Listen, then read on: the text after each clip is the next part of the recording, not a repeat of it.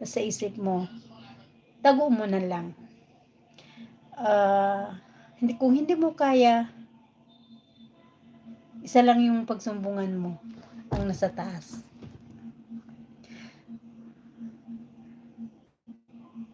Pumasok ka sa silid at magdasal ka ng taimtim. Ilabas mo lahat ang sama ng loob mo sa kanya. Oo, hindi mo siya nakikita, pero nararamdaman mo siya. Ganun lang yun. Kasi kung meron kang problema, i-open mo sa friend, lalo na kung di mo real friend. Or kahit real friend mo, may magtiwala rin. Kasi, kaya nga sabi nila gano'n na, pinag-iingat-ingatan mo yung mga salitang yun, pero sumusungaw pa rin dahil sa ibang pinagsabihan mo. Di ba?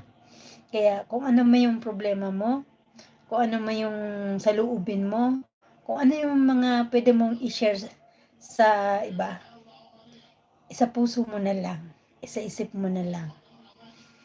Di ba? Isa lang pagsumbungan mo. Si Lord lang. Magdasal, magtiwala sa Kanya at